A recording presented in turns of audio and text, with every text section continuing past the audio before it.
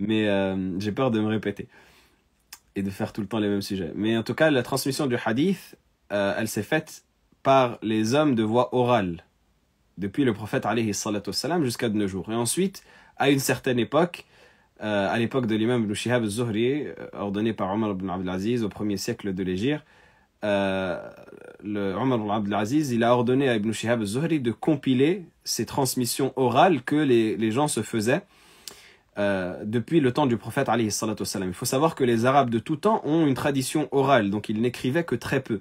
Et donc lorsqu'ils se sont transmis les hadiths, ils se les sont transmis de manière orale, avec les chaînes de transmission, en disant voilà, je rapporte d'un tel, qui rapporte d'un tel, qui rapporte d'un tel. Arrivé à une certaine époque, Omar ibn Abd al-Aziz, à juste titre, a eu peur que tout cela ne se perde, et donc il a ordonné à Ibn Shihab az-Zuhri, qui est décédé en l'an 124 de l'Hégire, de mettre par écrit toutes ces références. Et donc Ibn Shihab s'est attelé. On a dit on est au 1er siècle de l'Hégire ici. Omar ibn Abd al-Aziz a gouverné Médine de l'an 99 à l'an 101 de l'Hégire. Donc on est vraiment au 1er siècle, dans les premières générations.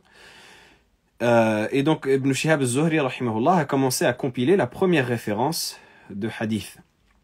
Et c'est ce que l'imam Suyuti rahimahullah évoque lorsqu'il dit Awwalu jami' al-hadith wal athar Ibn Shihab namiran lahu Umar. Le premier à rassembler les hadiths et les textes du prophète alayhi salatu wassalam, c'est Ibn Shihab, par ordre de Omar ibn Abd al-Aziz, qui était le descendant de Omar ibn Khattab radiyallahu ta'ala anhu.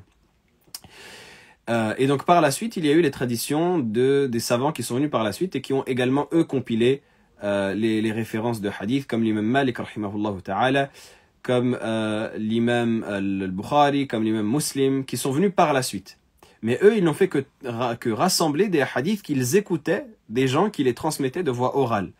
Et donc c'est pour cela que les hadiths sont un vecteur de transmission qui est parfaitement fiable et parfaitement clair, parce que c'est transmis de voix orale par les mêmes personnes qui nous ont transmis la religion, par les mêmes personnes qui nous ont transmis le Coran. Et donc c'est des personnes qui sont fiables et sont considérées comme dignes de confiance dans l'ensemble. Et évidemment, les personnes qui ne le sont pas, qui ne sont pas fiables, vont être examinées par les savants du hadith. C'est à partir de là où il y a eu ce qu'on appelle ilm al-rijal, qui est la science qui juge les rapporteurs des hadiths. Et donc les rapporteurs des hadiths sont jugés, sont triés par les savants qui viennent et qui disent un tel, où est-ce qu'il a étudié, qu'est-ce qu'il a fait, avec qui est-ce qu'il a rencontré, quand est-ce qu'il a vécu, quand est-ce qu'il est mort. Et ils commencent à voir si ça coïncide avec les autres personnes dans la chaîne de transmission, et si cette personne-là est digne de confiance, si elle est pieuse, si elle est considérée véridique par les gens qui l'entouraient, etc., etc. C'est ce qu'on appelle ilm al-rijal.